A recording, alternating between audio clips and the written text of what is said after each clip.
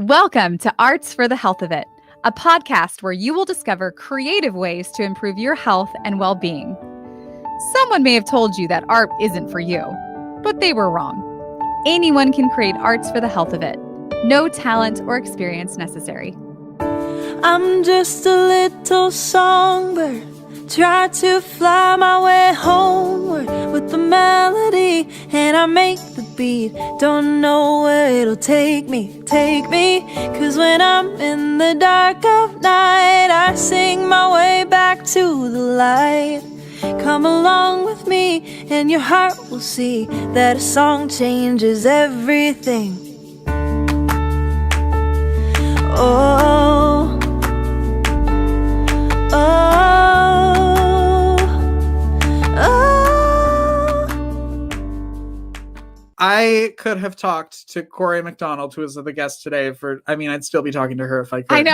I wish we didn't have a time limit. We could just keep talking. Well, we blew past our time limit on this one. We sure did. She's a transpersonal art therapist, which I didn't have a clue what that was before meeting her. Same. But she's from fascinating woman. Like, she's from Canada, but she's lived all over the world and has engaged with people in art making all over the world. And it was so good. I think one of my favorite parts was hearing about not a boot. She's from Canada. So about the different art forms are from everywhere that she's lived. I think that was so fascinating. And because it's also different. Yeah. And for those of you, which is all of us, that are experiencing stress right now, she helps people use the arts to deal with and express heavy and negative emotions so that they can move past them and move more freely in the world. So if you ever experience stress, you have to listen to this episode. And she has a book that she talks about, but she shares one of her exercises that's in that book. She shares at the end of this episode, so make sure you listen all the way through to the end. And if you want to participate in that activity, all you need is a piece of paper. I used crayons. Richard had oils, pastels. You can use markers, whatever. You just need colors. You just need colors, and you can enjoy the bliss that we all got to experience at this end of this episode. And if you've never had stress before, please contact us because we want to talk to you about that. We'll need to interview you. How are you doing that? Yes. So I want to give you a quick little biography on Corry. She believes we are meant to flow as the creative intelligence we are in order to leverage life's challenges such as stress, pain, triggers, and heavy emotions in real time for wisdom and new potentials rather than getting derailed by them. She has over 2 decades of cross-cultural experience of living abroad in 5 countries, and she loves teaching people how to uncover and activate their innate creative intelligence. And what I like especially is that she enjoys working with those who don't even realize the infinite wealth of creative power that they even have. So I love that she kind of unlocks that. Oh my gosh, that's one of my favorite things is when someone comes up to me and goes, I didn't even know I was an artist until this. And I'm like, yes. And for little plug for her book, Life in Full Colors. She talks about it a little bit in this interview, but definitely go check it out. Just a gem of information. It's a long interview, but it's a really fun interview. We laugh a lot and we learn a lot. And she has already agreed to come back and talk because she's just so much fun. And she knows so much and has experienced so much. So here's the interview with Corry MacDonald for your listening and viewing pleasure. Yes. But you were born in Canada. Mm-hmm. Do you still have an accent? Oh my gosh. I still write A at the end of my sentences in my text. Like, pretty cold, eh? Yeah. So yes. Yeah. And I'm told when I say about an iron, I can't iron my clothes. I sound like a pirate. Iron. I was thinking of questions with that word in there. I'm from northern Wisconsin, so I have that same accent that I try. Yeah. Hey. And so I try not to use it as much as possible. So I was trying to come up with questions that wouldn't make me use those words. Like, don't say talk about this or that. Yes. It'll be a 4-hour-long podcast just with the extra O's in some of the words that we have to pronounce. Is what's going to happen. But how long were you in Canada?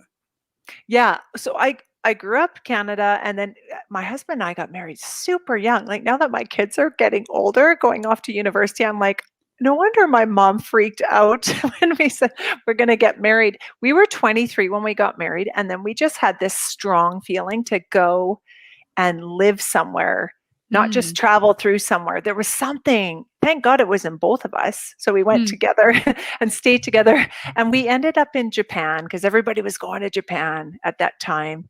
And that was it, you guys. And we've been overseas for 25 years in 5 different countries. And yeah, and it's so funny because most of it's been in Asia. And I'm not a little lady. Like I'm 6'1". Oh my goodness. And James is 6'4". So it's hilarious that we ended up in these like Japan, Thailand, Singapore, like these cultures where people were really small, but we just found our way. And I can tell you it's been quite a fun adventure. So to be in Belgium is quite special now, somewhere more Western that we get Christmas makes sense here again. And So Japan, Belgium, where else have you lived? yeah, we were in Dubai before Belgium. So it was Middle East. Yeah. And where Singapore, Japan, we went back to Japan. So we started in Japan. Then we got ourselves thinking we'll go back to Canada because we had a baby.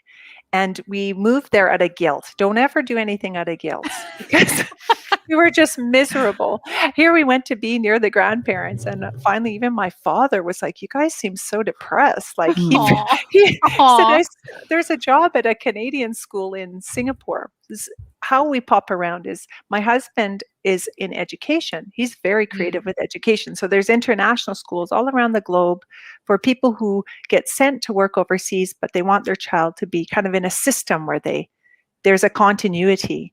So it's quite beautiful because these kids are like used to being in a classroom with like a United Nations. They don't really see difference, they just they and if they suddenly dad gets a job in Korea, then they got to go to Korea. So there's this sort of ability to be flexible and malleable. And so my kids have taught me so much about that, and life has taught us that. So we went to Canada, back to Japan, then Singapore, then Bangkok, and then we were in Dubai, and now we're in Belgium. So yeah, and all the time I've been learning and growing more with this field that I'm in, and it's forced me to be creative because in every culture I have to work differently. Like you can imagine in Bangkok where there's meditation and yoga retreats popping up everywhere.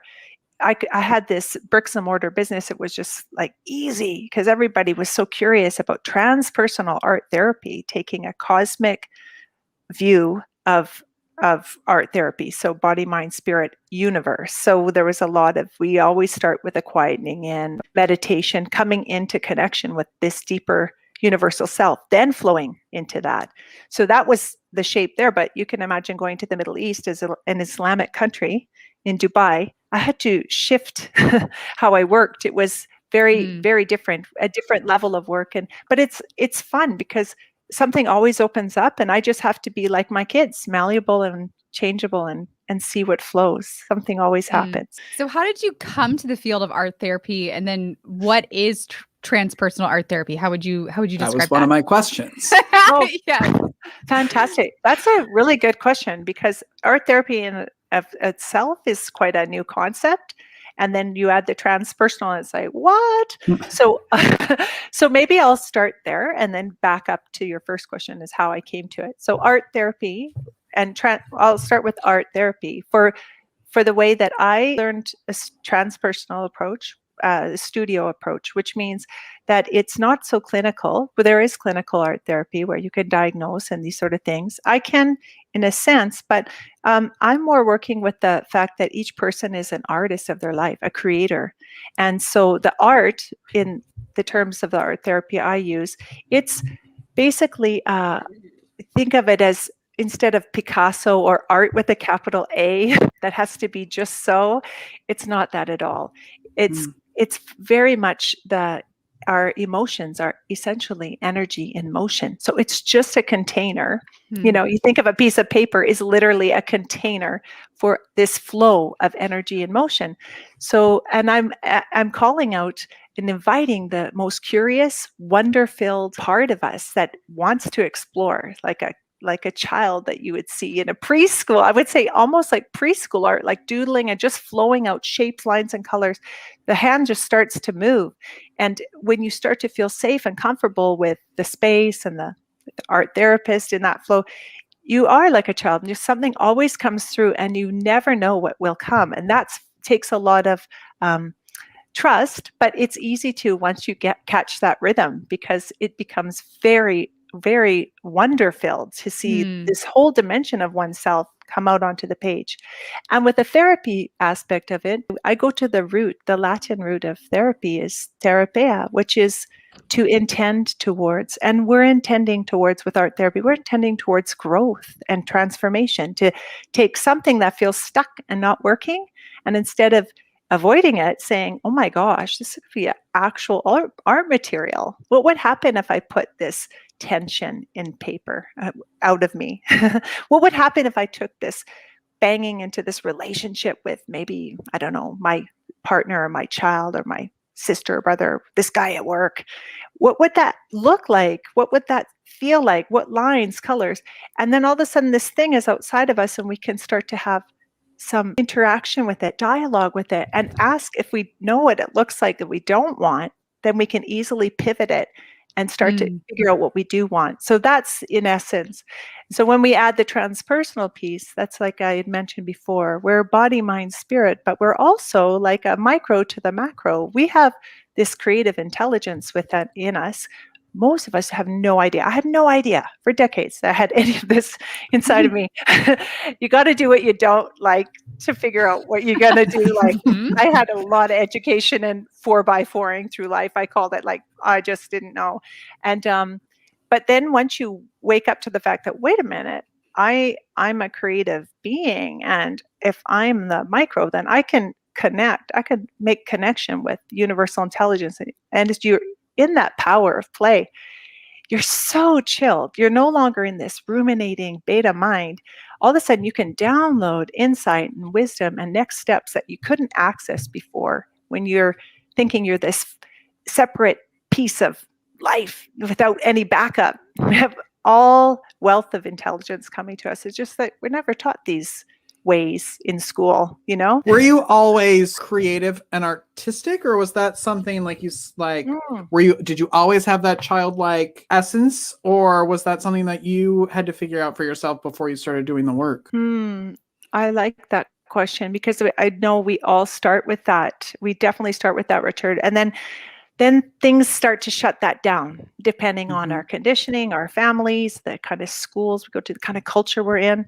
So I definitely was. And it's funny, now that you asked me that, as soon as you did, so that creative intelligence I get literally like a movie goes by. So the vision I saw was little Corry. And that's little, because I was telling you guys I'm 6'1". So short and young. Short and young, little. I think I'm about in this one that shot through was probably about 5 years old. My dad was an engineer, and back then there was no computer, so we had these big machines that would make these big drawings, and then these maps, and they would be massive, like for a little kid. They were probably about my height now, but these massive pieces of 6-foot reams of paper, and he would never want to throw anything out, right? Good dad. And he'd say, girls, flip these over, you can draw on these. And I would literally, honestly, I would get lost in worlds in there. I would be in my own world. Didn't realize it then, but I was doing the essence of what I had spoken to earlier, creating a safe space in which to start to flow my heavy trapped emotions in. And our family had its fair share of dysfunction and not knowing how to deal with heaviness or trapped emotions, as most families. I mean, we're just learning these tools now in this generation. So, bless my my upbringing, but we just didn't have those tools. So I find it really interesting when I talk, not just my story, but many people, we find tools. I would play in snow worlds. I grew up in Canada, tons of snow. I would make my own home. I would make a home I felt really safe and cozy in. I would play for hours in that snow. I would not go in snow now. I would die. But so when you say that, Richard, I think I did have that. And I think though a lot of it shut down as I started to became really withdrawn in my life. I had anxiety. I spiraled into a series of depression. So I didn't have that. I didn't appear to have all that joy, but that flame is always there. It just gets covered up by stuff. And then little times would peek out. Like I did end up in art school because I was one of these people who was kind of good at everything and just didn't love anything. And I was told by I took this art elective in university first year, and my teacher said, you should really try for art school. You're really natural at it. And I said, you're almost failing me. Like, I was ironic. Yeah. And he said, I'm pushing you. And he was this kind of teacher. So in the end, I worked with him and I did get into art school. And that's when I started to learn about art therapy, you guys, because I could do the art side of it. I could learn all that about balance and tension, and in critiques we were supposed to talk about these things, but all my heart wanted to say was, oh my gosh, Sonia, I can see that you're totally working out that stuff you're going through with your boyfriend. Like I could just see, and I could start to see people's emotions and feel into the art. And a couple profs pulled me aside and said, you're going to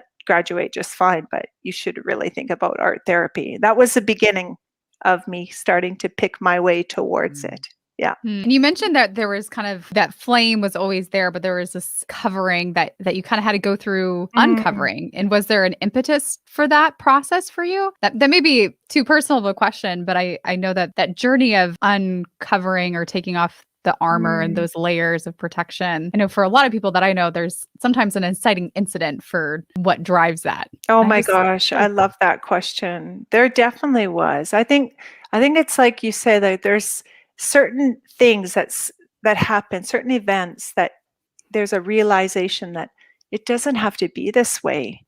And I think for me, it was moving to Japan and recognizing, this was the second time we were there, and becoming a parent and recognizing, oh my gosh, now because in hindsight, it's funny, I didn't realize that move to overseas that my husband and I made. I realized that because I didn't have the tools to deal with stuff, part of it was a running away from. I was trying to create something new without the recognition that unless you heal those things, unless you hold those things, unless you love those things and ask them, what are you trying to teach me? They won't pivot and change. You can't alchemize or create something new unless you own it. I just ran. I just ran to Japan, but not knowing that, right? But see how the universe is so beautiful. So there's got to be a breakdown to proceed a breakthrough. So I was breaking down, and really, really strongly after the one child, then two, then three. And and then there was this afternoon, and I can remember it vividly, laying back on it was this rust-colored sofa. I can still see it. 3 kids playing like on the floor. There's blocks. There's just chaos, like as kids, Play-Doh everywhere. And I was laying there, you guys, and I was thinking, this should be such a joyful thing. Like I have 3 beautiful kids, and I live in Japan in a home, and I have a husband who loves me and friends. And I was like wood. I was dead. I was dead inside. And I was so scared because I knew that I was just repeating. Like when I heard how I was bursting out at my kids, like unhealed stuff, I knew I was just repeating a pattern, and it terrified me. And I remember knowing very full well that, oh my God, I have no tools. And my only solution, I was listening to the news. And at that point, I could understand a lot of Japanese. We'd lived there long enough, recognizing that there was a story of women who were mothers amazingly. Look what you attract when you're in a low place. Mothers driving down this ocean road and driving right off the road with children who were mothers who had postnatal depression. Oh, wow. Okay, so I'm watching this and I'm thinking, terror. My heart is just like beating. Like I could feel it off my chest and the terror. And I remember dialing. I have 3 sisters, knowing which one to dial and just dialing her and saying, I am so scared right now because I'm actually entertaining this. Like this is how low I am. I didn't realize how low I was. You know, when you're isolated and when you're in depression, you're so alone. And even though the world is, you know, I'd put on a mask and I'd get those kids to school and I could do that, but it was so exhausting. By the time I got home, I would just lay on that rust-colored sofa and just, so when I called her and she just said, you need to go, you need support now. That was such a gift. And guess where I ended up? With a music therapist. I didn't know. She was the only English-speaking woman therapist. See, again, like amazing when you look back and you think, you know, all these pieces that align. And she told me, Corry, you're so busy telling the same story the same way outwardly, looking outwardly, you're going to have the same result. She said, you have a baby. You have a baby and over the bed, is there a mobile? And I said, yeah, there's a mobile. She said, it's like this. It's just like the mobile over Nikki's bed. When you go to say goodnight, you don't have to shake the whole mobile. You just go in there and you tap the mobile. One piece, don't you? And I said, yeah, one piece. And she said, it's the same. You think right now you've got to fix this and you got to be this and you got to do this and you got to fix that.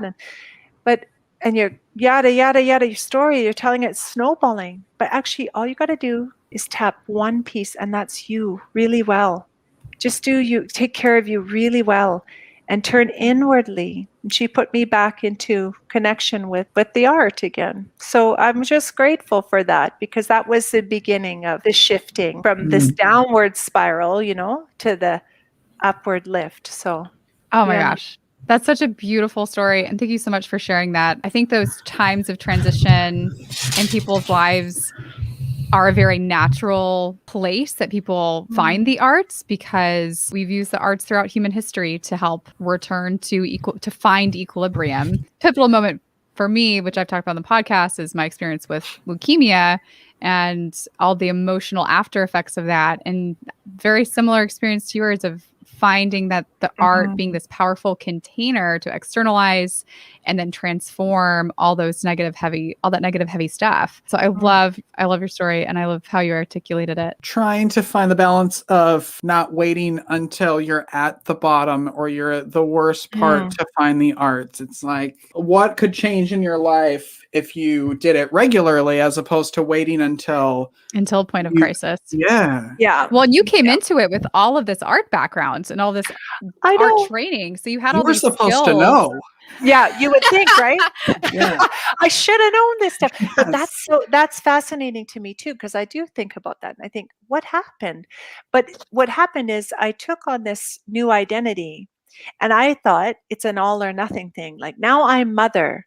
And I didn't know, and I speak about this in my book, that when we are not connected to our sense of self, that we start to look too outwardly. And when we start to do life overly to compensate from that disconnect from the essence of who we are. So in order to not feel that disconnect, I became really busy.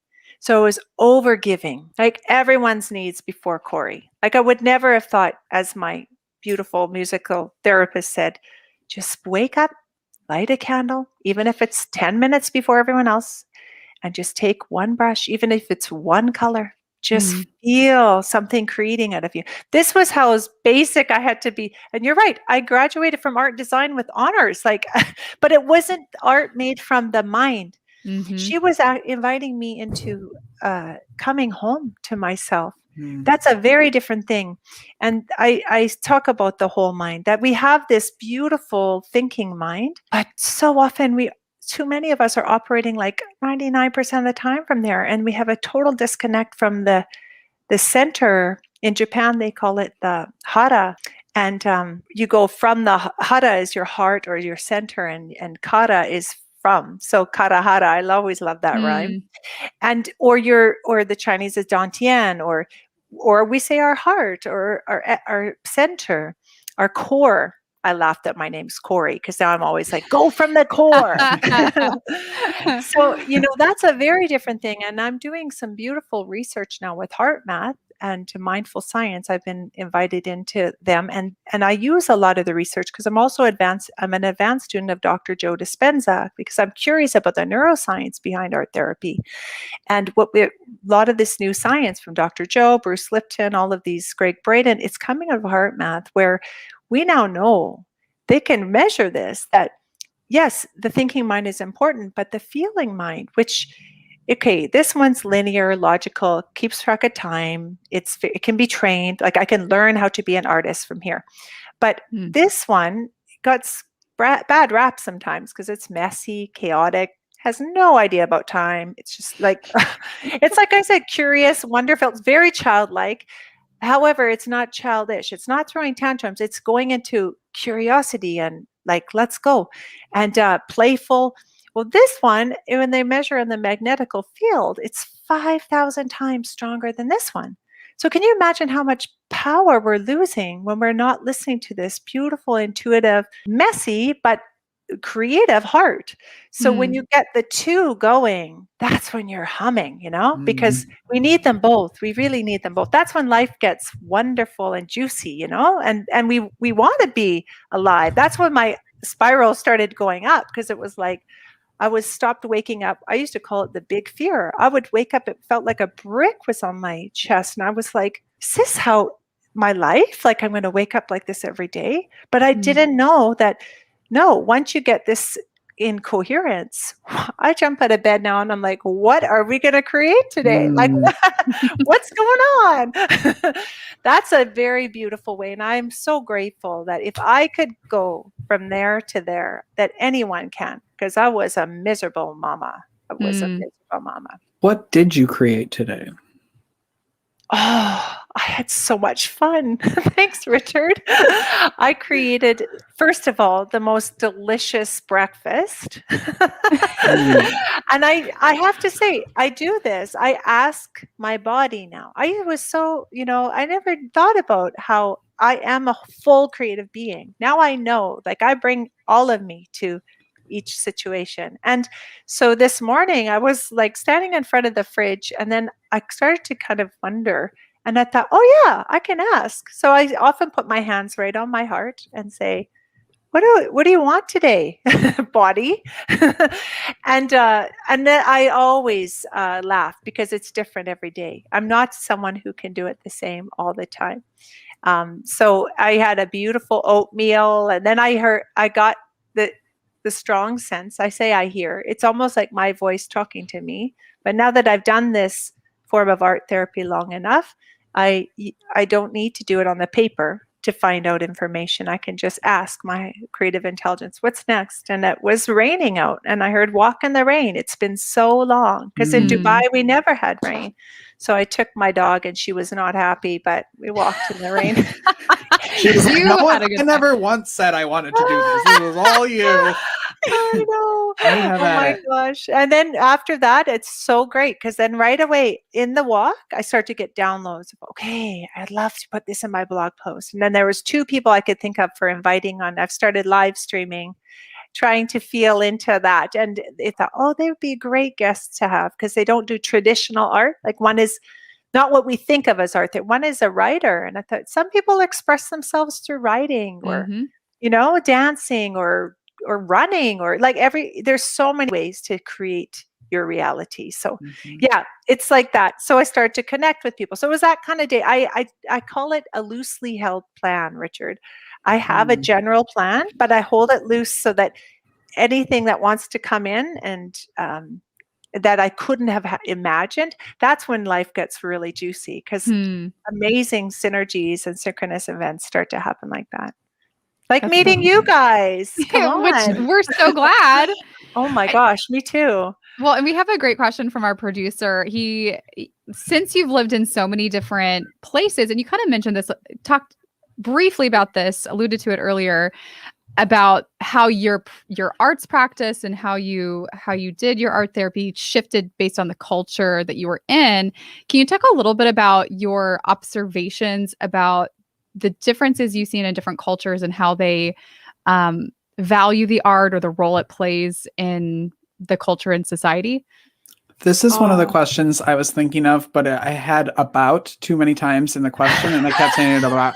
And so I was like, how do I rephrase that question so I don't have to say about? Well, you're welcome. So thank you, Ivan, for putting it in a better question form than I had. Well, again, I want to steal Ivan for my life. Yes. Ivan helped me write my next book with Noah Boots. Noah Boots in there. Noah Boots about it. No Boots That's about gonna be the it. question for the book title. Oh my gosh, but this is really a brilliant question because I learned a lot about this when I popped from country to country. And even having, as I mentioned, when I was in Thailand, I had a actual studio where people would come and do courses or workshops. And within that, I remember one day being so amazed because there was a women's circle and I realized, oh my gosh, I have almost someone from every different continent here. The world was there. And it was that day that I had the first experience when I think about different cultures and arts. I use the analogy often, especially to relax everybody and get everybody just to flow and to play. I often say, pretend, I'll pick something up like a pencil. And I'll say, okay, you guys, this is my magic wand. I'm zapping you. You're now all 5. You're happy 5-year-olds in preschool. Come on, let's go. And like just to get a warm up so people can just be comfortable with throwing paint or doing things that often teachers would be like, don't be messy. Or, or moms would be like, oh, don't use that. So just letting people go. I remember looking across the studio and there's this beautiful woman who's now a close friend, and she's become a therapist who uses art in her therapy a lot as well now. Kian was looking at me and staring at me and frozen. And you could see she gathered so many materials, but she was frozen with them. So I went to her side and I said, how can I support you? What's going on? And she said, Corry, I grew up in Vietnam. We had a war when I was a little one. And I was I felt so bad because I thought, look at me. I just brought my little paradigm in here. I never thought about, Corry, everyone is coming from a different world. Literally, she had never seen a crayon in her. Bless her. That's why she took the whole art table. Like I set up a buffet and I noticed she was going for it. And we giggle now, and she said, yeah, I wanted to try it all. But then I stopped in my tracks because maybe the only playful thing I could do was draw in mud with sticks because we would still, that's what was so beautiful though, as we got to know each other and I got to hear more of her childhood and her story. I said, look at that. You had the inclination to create something still in the midst of that hell and that challenge, and she said, yeah, isn't it amazing that spark that we were talking about, that little light, that creative intelligence is in there, no matter. And then, I've been in places like Bali where, everybody's an artist in Bali, right? So it's so amazing. Like the whole mindset is we're all artists, like we're all creating our life. Whereas like I mentioned, when I moved to Dubai, I found I had to do a lot more front loading with people to really believe that, no, you are a creator. You can go and buy art. You can go and consumers can buy things like this. But the idea that you can create was something I had to really kind of coach. And it took a lot more energy, let's say that way. But once the door was open, so every culture's got a little bit different perspective. Japan was interesting too, because in Japan, it's very much a skill, like it's a discipline. You choose something like sumie is the ink drawing where they take black ink and then they dilute it at different strengths so that you'll look at a black and white sumie ink drawing and you'll literally see different nuances. It's brilliant. Mm. I tried to take it from a sensei, 85 years old. She's been doing it since she's 3. And I remember it pained her to look at my art. But I learned so much then. I realized that's why I felt like in my workshops in Japan, the women, they were dying to come and express themselves. But in Japan, it's a communal society. Us in Canada and US, where it's individualistic. You're meant to be yourself and express yourself, and it's not like that in Asia. You need harmony. It's called Showa because you're living. Look at Japan. We're living so tight. My mom said my body language shrunk in Japan because you have to sit like this on the train to fit, and our house, the doorways were low. So Mom said, whenever you come back home, you're like a goose, like you're going to.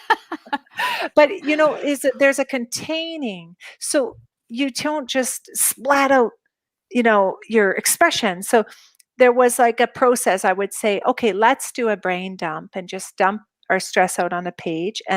But how about we I'd offer like 3 colors. I'd say you can use that would help because then I would contain it a little bit. Otherwise it was too open then over time, as the comfort level increase of that self-expression, it was amazing. So you have to be sensitive to everybody's culture. It's really taught me to listen and to really watch before I make an assumption that it's going to go my way. Never my way. It's who I'm serving, right? Oh my gosh. I just feel like I could talk to you for days. I'm just going to have to buy your book, which is called Life in Full Colors. Is that correct? Yes, it is. Oh, and you know what, you guys, against this stark background, finally some color. Now it pops. If you had a colorful background, it would not have popped. Richard, you're right. I'm envying your background, but you're right. It would compete with my book. Exactly. But a lot of people are loving the paperback because it's more than a book. You get to dive in and actually, like, there's exercises as you go and creative sparks so that you can learn basically 7 transformative tools to take stuff that's challenging you, and instead of being derailed by it, to actually learn how to leverage it and use it as your art material so you can flip it. And so it's so much fun, and all the proceeds go to the Vancouver Island Counseling Center for Immigrants and Refugees, because I've lived away from home for 25 years by choice, but so many people don't have a choice. They're in war-torn countries or what have you. So they are really struggling with trauma, not just in their home country, but then they move somewhere and they often get anti-immigrant sentiment, or they just miss home and they go through stuff. So all the net proceeds, I'm just donating to them because they've started using art therapy with people there. So it's like a double lift. You get a lift, but you lift others too. Oh my gosh. Okay. I kind of want to be you when I grow up. That's what I've decided.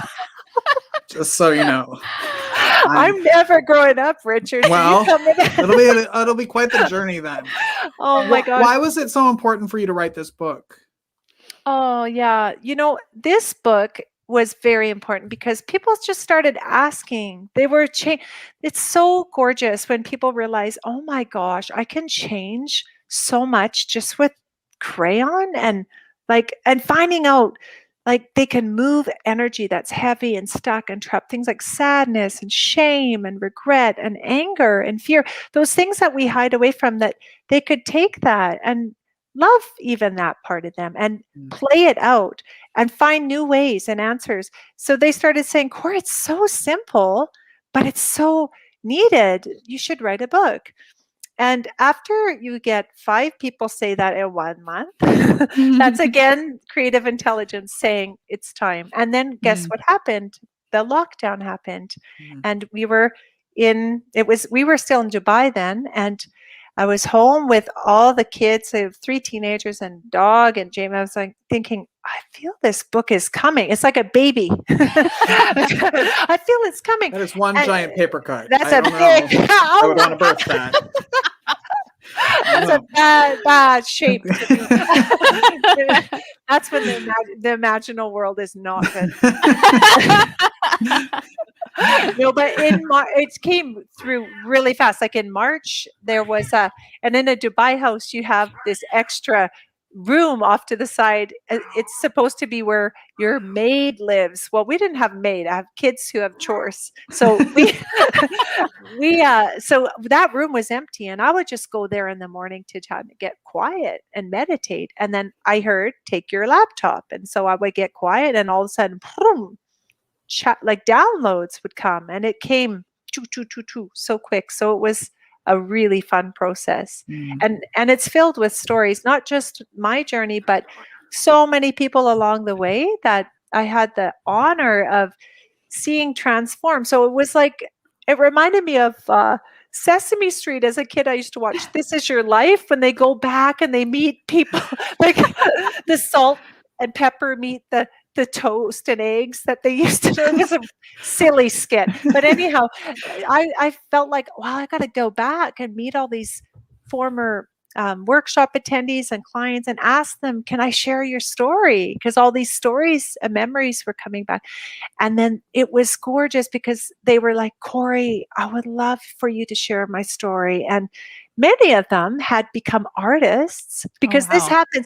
I'm telling people it's not art, and it's not. But when you're flowing that, often you clear out so much heaviness. A lot of clients realize, oh my God, now I want to take an art class. And they go there with such pure, raw emotion that their art just takes off. So some had become artists, some had started businesses. Like, I was so pleased to hear that those little seeds had grown, and they and all of them had gone from such a closed shyness to saying, oh my God, tell my story if it would help people, so that was for me amazing. I felt like the book was far more than, it's not Corry writing a book, it was a real beautiful collaboration. So there's a lot of stories in there, as well as exercises. So it's an enjoying experience. People are saying it's like sitting with you, Corry. You talk like you in the book. Aww. So I said, oh, good. I didn't want to be a book, Corry.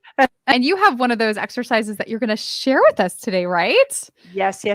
In fact, it's in the book kind of near the beginning, because we can't do anything if our heads are just like filled with stuff. And we actually pick up stuff all the time. And some of it's not even our heaviness, especially with COVID going on, right? There's a lot of, and rightly so, a lot of fear in the air. There's a lot of tension. And so anyone, there's definitely energy streams going around, and we can just pick up stuff easily. So this is a beautiful way to take things that, oh my gosh, amped up, or a lot of people tell me they do this before bed because it just empties. So we're going to do a stress ball shift. And it sounds fancy. And all we need though is a paper, and I just use a notepad here. And you can just use printer paper, and I'm going to guide us through. We're going to feel into where we're at and kind of get a sense. And then I'm going to show you through closing our eyes, and we're going to breathe that stress out, and it's going to tumble down our drawing arm. So at hand, so whether you're lefty or righty, doesn't matter. And then I want you to have something nearby. And I crayons, I have chalk pastels here. I have oil pastels, my favorite thing in the entire world. Richard, I know, I'm feeling very artistic. I'm over. I have my box of crayons. Yes. Oh my gosh, it's representing gorgeous. Crayola. And I think I'm Faber-Castell, but I honestly, if you got markers, whatever you want, whatever floats your boat, and then we're gonna just have all of that around you, but splay it out. Like, even if you want to dump a few out, because again, I'm inviting that messy, playful child to play. So I don't want you to feel like it's got to be all nice and tidy, because what's going to happen is after we quiet in, and we're going to feel all that stress come out, and it's going to tumble at our hand. And then I'm going to ask you to be like, remember when you're a little kid and maybe your auntie or someone, like my grandpa used to take us to the candy store against my mother's will. She was a health food freak. And he would be like, your mom's not here. Grab some candies. So I want you to just choose the this almost like a kid in the candy store. So you're not thinking, oh, I kind of think I should use blue because I used orange before and that no. If you're an artist trained person, just let that one have a rest. And we're literally going to just grab what lights us up. And then you're going to play it out in any shape. And I'm going to show you a little demo. So right now my eye is just going on this orange. So I'm good. My hand just grabbed orange. And maybe my stress is going to come out like, maybe I'm all knotted up, right? Then when I'm bored or I feel like done, you're just going to feel, I'm going to lead you into some breath work before, and we'll feel in our center, our harakara. I'm done with that orange. You just drop it. And then where's your eye? Grab it. Okay, my eye just went to blue. And it's literally like that. And then some people, their stress comes out. Maybe it's like you feel it's really sharp, jagged. Who knows? You don't even know. Maybe it's hazy. Maybe you just got stuff on your mind. You don't even know. It's not defined. It's just going to come out. And then what's going to happen is you're going to kind of forget that you're doing a stress ball shift, and you're just going to start playing with more colors, and different things will start to come in.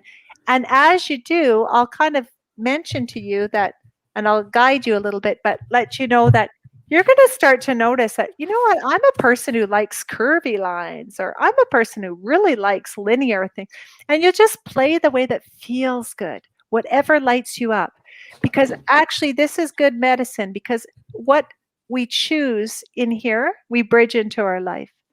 And then we start to learn to listen to this more and like trust our intuitively, like, this feels good. I should go in this direction. Ooh, that feels good. I should talk to that person. They might have some information for me. This doesn't feel like the good place to sit in this restaurant. I'm going to sit here. I've done that. And I've literally met people like on planes or in restaurants that have been big helpers. As Joseph Campbell says, certain helpers will appear for your journey, the hero and heroine journey. Yeah. And that's when those helpers appears. When you're moving with that 5,000 times stronger magnetical field, they're all out there, but we need to connect. So this is like a brain dump, but it's the bonus, because you learn how to just do what lights you up. Okay, are you guys ready? Yes, I already have my color, and I just want to start. So okay, well, we have to start first. Okay, so get yourself sitting like you guys are, and just put your hands to receive on your lap or on your paper. I usually connect with my paper. And if you feel comfortable, close your eyes. And if you feel better, just half park your eyes. I say, like you park in your park lights. And just start to let yourself unwind. So I want to invite you to just take a deep breath in. Maybe even 5 seconds. Let's deep breathe and then let it out. Ooh, with a sigh. Let's do another few breaths like that. So let's breathe in really slow. And now, as you let it out with a sigh, I want you to just envision all the stress that's around you, in and through you, starting to form like a snowball on the top of your head. So as you push it out, see it all start to gather above your head. Now breathe deep again. Beautiful. You'll start to feel good. Now just keep going like that in your own timing and rhythm. And I'm going to talk to you as you're breathing in deeply. Now that beautiful ball above your head is just like a magnet now. It's attracting all the stuff that's just whirling around your busy mind, whether it's your grocery list or that nagging thing you got to do, or maybe it's something you've been crunching on for a while, or just stress. Maybe it's even stuff that just feels tight in your body. Exhale it. When you exhale it into that stress ball and see it above your head now, starting to form a beautiful light. And it's starting to melt. And it's melting right through you, and it's sliding down your drawing arm. And as you breathe it out, feel it move and tumble right through your hand as like a little activator to tell your hand, now I'm ready. Grab the color that feels good, open your eyes, and start to dump me out on the page. Go. you will find your hand will just go. Let it go. There is no need to think. It's going to play and it might surprise you. Mind will really try to analyze now. Oh, wow, why'd you use rah, rah? Just tell mind, you can relax. I'm in my heart and I'm just letting this stuff flow out. I'll talk to you later.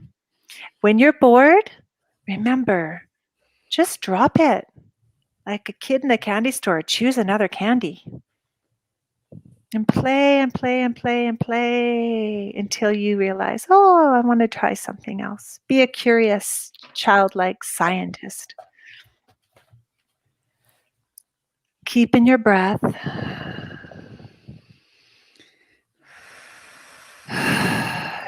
Beautiful. With every exhalation, literally see all that stuff that you were carrying, emptying out beautifully on your page. Stay playful with it. Be easy on yourself. Notice what lights you up and do more of that. Feel all of that stress shifting out of your body through your breath. Know that, trust that it's being contained, it's being caught. You don't have to do anything, but just let it go, let it flow. If something starts to emerge and you think, oh, that looks like this and that, that's fine. Just notice it, but don't feel you have to make something. Just see what your hand wants to do. It maybe wants to make something, and maybe not. Just let it play however it wants to go. We're going to take a few more minutes, though we could probably do this forever. And as you do, just kind of ask your body, where do you want to play now? Like, let your eyes scan on your page and just use it as a chance to be directed by your creative intelligence and ask, what do you want to do for one final playful move here? Where do you want to go? What do you need to say? And let it express itself in its own beautiful, unique way. And once you complete that final one, slowly come back to the space. We call it otherworlding. We go in the other world when we make art this way. So start to wiggle your fingers and toes and put your hands on your paper. Make contact with it and come back to the space when you feel ready. How was that? How are you feeling? Oh my gosh, I'm like tearing up. Oh. I think is Stanzi frozen for anybody else but me? Can you still hear me?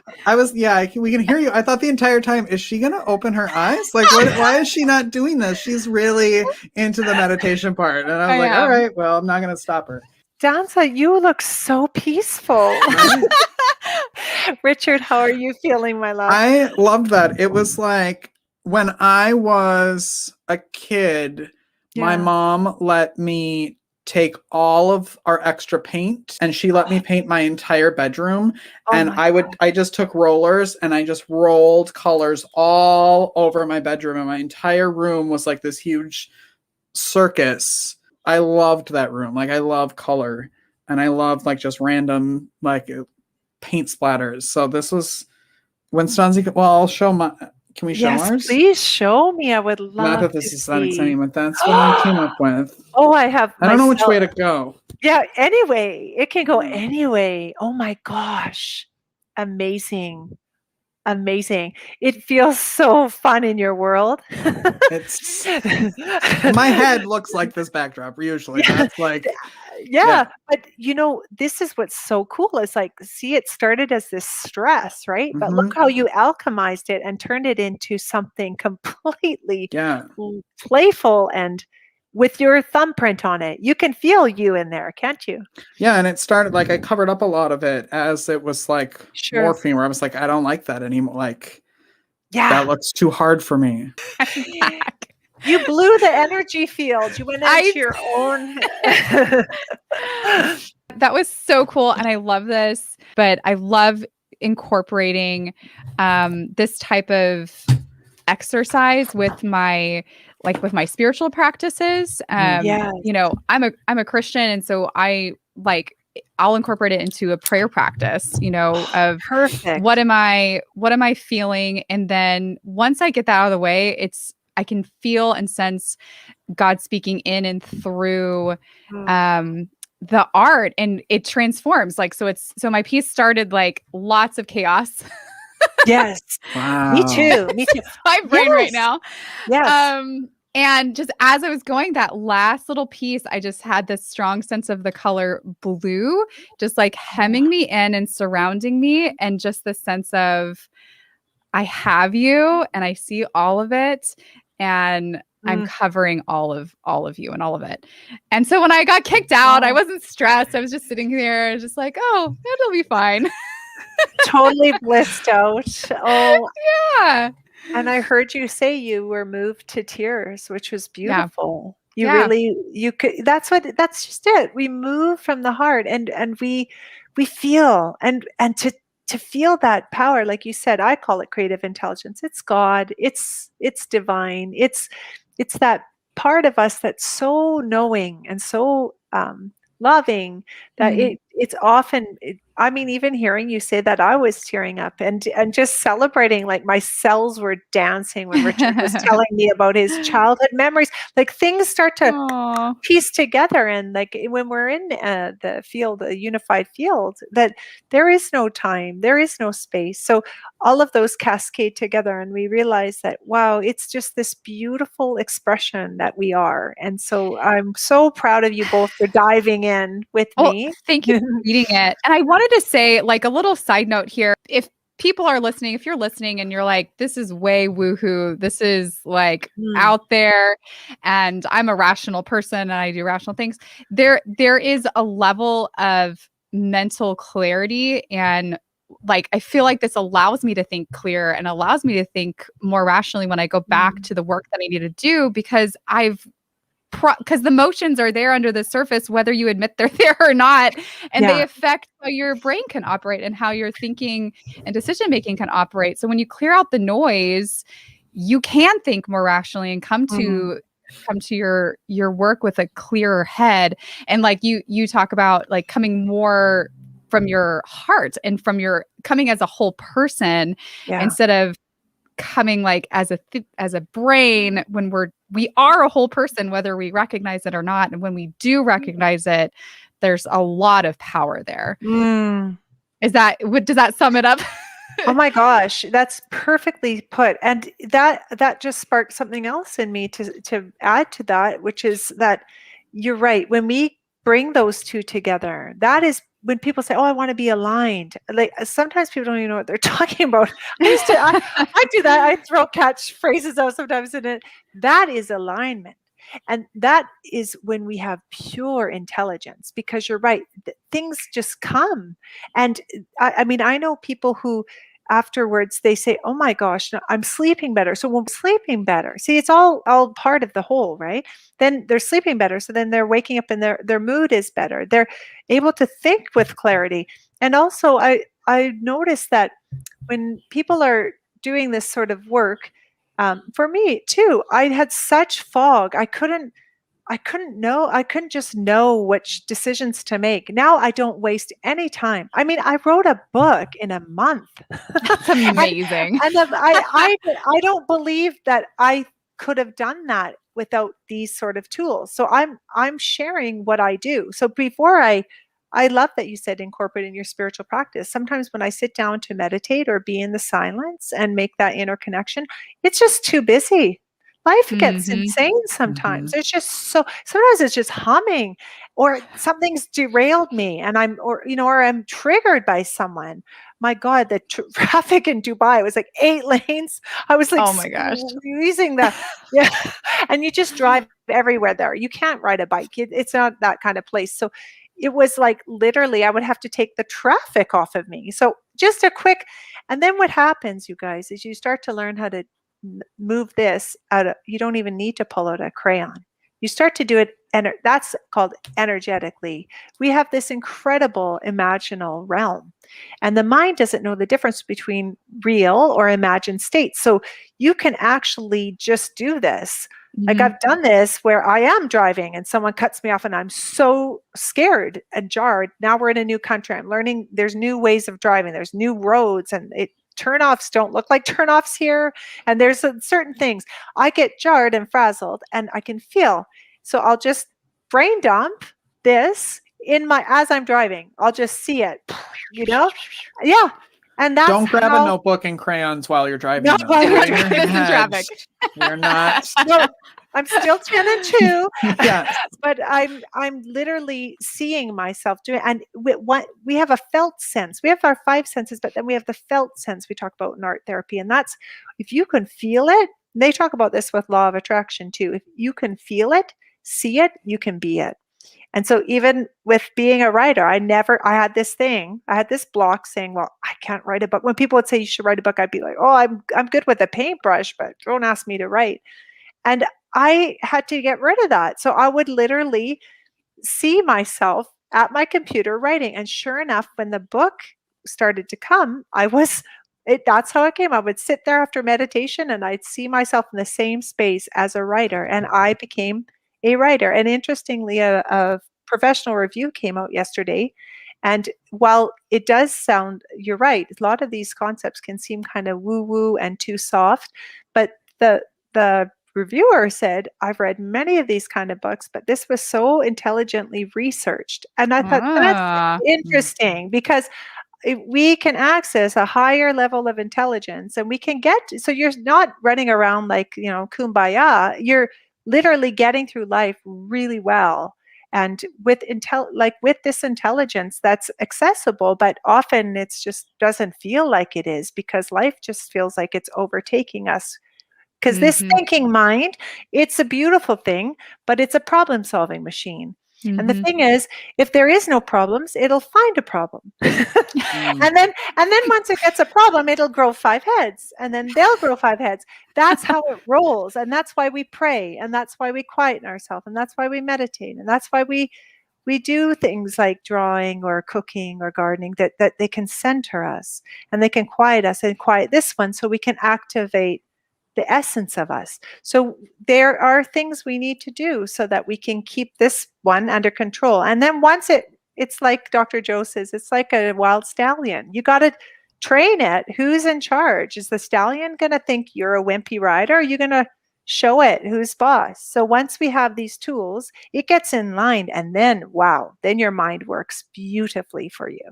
So it's an important thing to get the two in alignment. Corry, I could talk to you all day long. I know. So I hope you'll come back at some point because I have still a list of questions for you and things that I want to talk to you about, but I think you're amazing. And I want to thank you so much for jumping on with us today. Oh my gosh, it's my honor. Thanks, you guys. I have laughed and I have loved and I have felt so connected, which is the whole point. So thank you. We will connect again. Okay, good. How can people get the book and connect with you outside of this podcast? Yeah, so you can find all that stuff on my website, which is Creating Healing with Corry, and Corry is Corry. I'm Canadian. We say sorry. Just take the S off and put on a C. That's how you remember Corry. But the book is available on Amazon right now, ebook and the paperback, but people like the paperback because you can get in there with your crayons and have some fun. And if you want to work with me, we can do sessions. If you've got anything, the art can hold anything. So you can do a free consultation call with me, and then we'll get a sense if you got to feel connected to who you work with to feel safe. And if you feel like you'd like to, then we can go forward and work together. So you can become very, very easy with these tools. They're so simple, but you just need to learn them. I love it. Corry MacDonald, ladies and gentlemen, thank you very much. Thank you so much. Make sure you go to heartsneedart.org for all of the show notes and the links to Corry's stuff. And make sure you subscribe on your favorite, wherever, if you're listening or you're watching, make sure you watch on our YouTube channel to see the art that we created. And for Stanzi's 25-minute meditation because her camera froze. Thanks for listening. Thanks for watching, everyone. We will see you and hear you, or you'll hear us next week. Keep creating, everyone. Goodbye. Bye. Bye. Thank you for listening to Arts for the Health of It. a podcast produced by Hearts Need Art, creative support for patients and caregivers, in partnership with the National Organization for Arts and Health. You can help others learn about the healing power of the arts by subscribing, sharing, and reviewing the podcast wherever you listen or watch. The podcast is hosted by Richard Wilmore, co-hosted by Constanza Rader, and produced by Ivan Briones. Our theme song, Songbird, is written and performed by Natalie Lane. Visit heartsneedart.org to learn how you can support our mission to create joy with people facing life-altering health challenges. Join us next week to learn more ways you can create arts for the health of it. The views expressed on this podcast do not necessarily reflect the views of Hearts Need Art, their staff, board members, or other affiliates. All content is created for informational purposes only. This podcast is not intended to be a substitute for professional medical advice or to diagnose and treat any health condition. Always seek the advice of your physician or other qualified health professional with any questions you may have regarding a medical condition. Never disregard professional medical advice